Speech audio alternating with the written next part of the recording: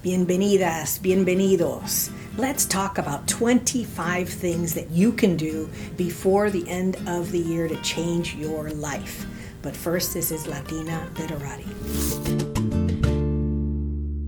Starting at number 25, health is the most important resource, asset, gift that we have. And how do we remain healthy? We take care of ourselves. We ensure that we have all the preventative care that we can. And so that means, is there anything that you can do in terms of making those appointments that we always put off, or taking a look at anyone we need to see to answer any questions we may have about our health? And also hydration. Health and hydration go hand in hand. In the winter months, everything gets drier and we want to feel fresh and refreshed. And so that means hydration in drinking sufficient liquids, as well as on our skin, in our hair, everywhere. So again, health is central to our being, our existence, our ability to do anything else. Any other problem can be fixed. And if you have your health, then you have the greatest gift. And so spend some time before the end of the year thinking about what you need to get to wherever you decide you want to be in terms of your health. What are the things we can do to make ourselves feel better, to resolve any issues we may have, to address any questions we have that may have arisen? So health is number 25. Number 24 is to make a plan. What is your plan? How do you see your life in 2026? If you use a vision board, that's great. What I usually do is that I gather with some of my girlfriends or my daughter or some of my family members, and we put together a vision board, each one of us, and there is overlap because we like to do things together. And so there are a lot of things that we are planning for the new year, and you will be there along with us. There are some brand new destinations that we are planning, and we look forward to sharing them with you. So make a plan and decide, these are the things that I want for my life in 2026, so that you know where you have to go. Number 23, what are the goals that you achieved this year? Take a look at the year in review. What are the things that you achieved, and what are the things that we need to pass on to next year? It's a great way to kind of take stock and think, okay, these are the things I was able to finish. Sometimes things aren't dependent on yourself, they're dependent on others. I have several projects that keep getting pushed because there are permits and other processes in place that need to occur. But those that are within your control, what are those that you've been accomplished? And give yourself a pat on the back. I mean, write out, these are the things that I accomplished this year and how great it is that I got this done. And some things you're going to need to still work on, it's fine, but it's really great to just take a moment and acknowledge all the hard work and all the things that have been done this year. When you break down the most simple of our actions, really they are our habits. And so if you want to change your life, we need to change our habits. And what are the habits that would enhance your existence? What are the things that would make your life better? Would sleeping 30 minutes more each day, when we know studies have shown that that just increases your ability to do everything better during the day? Would getting more exercise, or reading more books, or whatever your habits are, there is a trend now to track your habits for 30 days so you can see, have you had the liquids that you need for the day? Did you do your meditation or your stretching or whatever it is you do every day? Whatever habits you have or you would like to incorporate, they say once you've done them for 30 days, they're part of your daily to-dos. And so I would really recommend taking a look at the habits and what are those that are just not habits that you want to keep, whether it's not getting enough sleep or excess in anything. Maybe you want to step away from the excess, but take a look and chart your habits. And that may be a great way for you to say, great, these are the things I was able to do every day, and these are the things I still need to work on. Number 21, speak to your tax advisor. Every year I say this, and every year I feel like it's even more important to take a look at what you can do between now and the end of the year to diminish your tax liability. Don't leave anything on the table, whether you need to perhaps donate to a charity of choice, or you need to take a look at a health savings account. Whatever it is you need to do, speak to your tax advisor and find ways of diminishing your tax liability, right? Because we know what to do with what we earn, and we don't have much confidence in the current government to do anything with what we earn. So I really think it's important to take control of your how much is given every year to the government. And obviously every person is different and every situation is different. Obviously if you have a business, it's different than if you're an employee, etc. So talk to your tax advisor and find out, what can I do to diminish my tax liability? Give me a list, give me recommendations. Highly recommend that. Number 20, can we use our phone in a more positive manner? We all doom scroll. We all spend far too much time on our phones. But can we use it in a better way? Can we delete those applications that maybe we don't or shouldn't, or want to step away from? And so really think about how you want to spend your time. Again, the greatest resource that we have that never returns is our time. And so every day, the way we spend our time is the way we basically live our lives. So how much time do we want to spend on the phone, and how can we use it better? Can we use it to track things that we want to do that are important to us? I'm always surprised by, for example, that step tracker that tells you at the end of the day how many steps when you have your phone. Because if you don't have your phone, then it's not tracking the steps. So I always feel like, oh, I've definitely done double, because I tend to put my phone aside to do lots of things. In any case, take a look at your phone usage and see how you can use it better. Number 19. We've talked about this over the years. And writing things down really internalizes and makes them ours in a way that no other means does. And so when you journal, whether you have a journal or you want to start a journal, and there's lots of ways that you can get help starting to journal, questions, prompts, different things that you can use to journal. Journaling really allows you to look back and think about the progress and just the development of you as a person and as of ideas and your life. So definitely highly recommend it. I do a kind of combination calendar journal. Why? Because that's what works for me. But everybody does it differently, and so I would highly recommend that if you haven't, finish up that journal before the end of the year, or start a new one to really set your intention to document your life and to be able to look back and reflect on it. Number 18, prepare your space. How do you prepare your space for the new energy of the new year? Well, deep cleaning is one. Decluttering is another. Just even taking an hour or two a day and just looking at ways to make your space better, more usable, allowing that energy in. You want that new energy. You want the new opportunities. You want prosperity. You want everything that your heart desires, and that begins with making your space ready to receive it. You make yourself ready, and you make your space ready to receive all the blessings of the new year.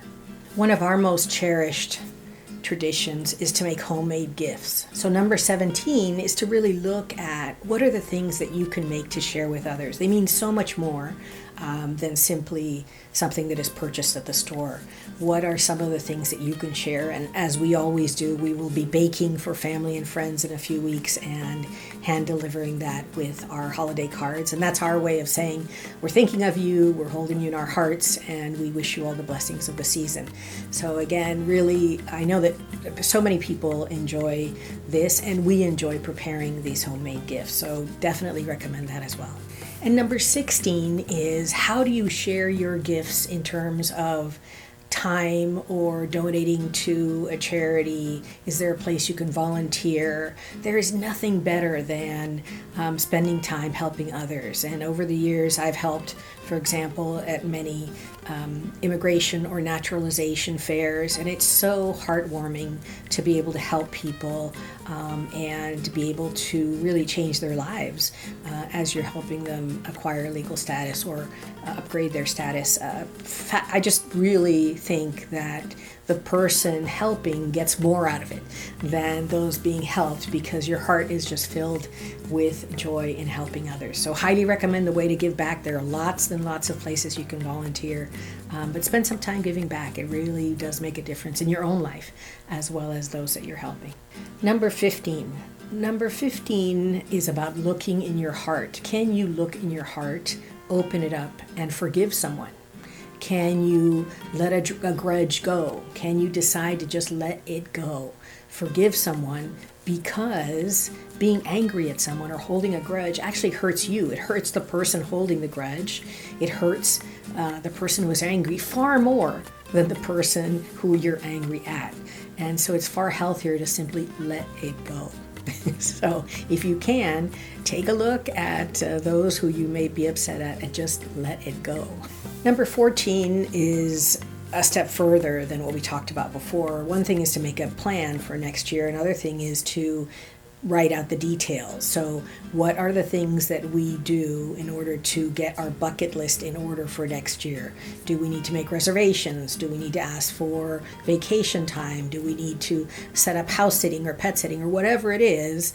As you set up your plan, the other side of that is to set yourself up for success. How can you make sure that you can actually make these things happen? And the way you do that is by saying, okay, these are the steps I need to make sure that I can go to that place, or I can do whatever it is you decide to do for your bucket list. Highly recommend that you spend a little bit of time on that. It's always better to know what are the issues you have to resolve before you get to where you want to go next year.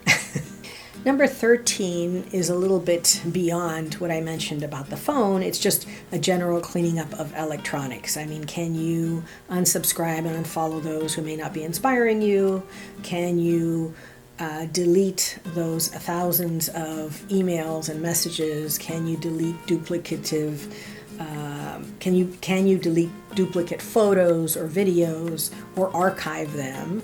I'm just incensed that so many providers now want to charge you for space to save things, and so maybe you need an external hard drive or whatever. I absolutely am not a techie, but there are ways for you not to be charged to use emails and things. So highly recommend taking a look at what the options are for that and spending some time just clearing it out. As I've mentioned before, I tend to do that when I'm waiting for flights and things. I just kind of spend time just deleting, or archiving, or doing whatever. Number 12 kind of dovetails some of the things we've already talked about, but maybe taking a look at this year and, thinking, what are 3 things that I'm grateful for? What were 3 milestones that I was able to accomplish? What are 3 things I don't want to repeat?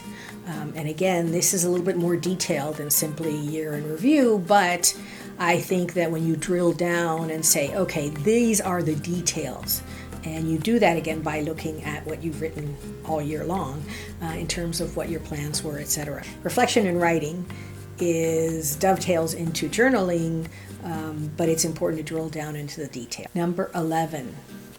So reach out of your comfort zone. It is outside your comfort zone where your growth area is. And I'll just give you my example. Can I understand a little bit of Italian? Absolutely. Why? Because the vocabulary is similar to Spanish, and when we are in Italy, they'll say spagnole, because they know that we're trying to speak Spanish in lieu of Italian. But I decided to take Italian class, and it's not easy because Italian is a language that is far more nuanced, and it has a lot of grammar rules and exceptions. But I'm enjoying it, and every week it is outside my comfort zone, but I am enjoying it. So far, it's going well. Number 10 is a little bit more specific than what I mentioned before. I absolutely do not prescribe to all of this hullabaloo of cutting people off and all of that. I believe that if you decide not to have a relationship with family members, that's completely up to you. but this life is short. And if you can simply have a civil, long-distance relationship with family members, that is better. Not having any relationship, I think, is not healthy.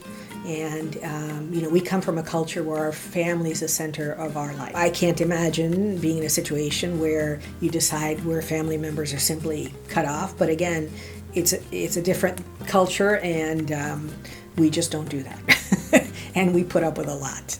I mean, whether it's las tías criticonas or los, people who want to solve all your problems, or people who, interfere in things, whatever it is, we all have people in our family that we would just like to kind of step back from. But it is what it is, and you get to make up for that in the family you choose as friends. So I would just say make peace with family, and make peace with the fact that there are some in the family that you're going to be close to and some that you're not going to be close to, and that's okay. There's no need to, in my opinion, have this line of cutoff. I don't believe it's healthy for anybody, but that's just my personal opinion. Number 9 also dovetails into what we've talked about before.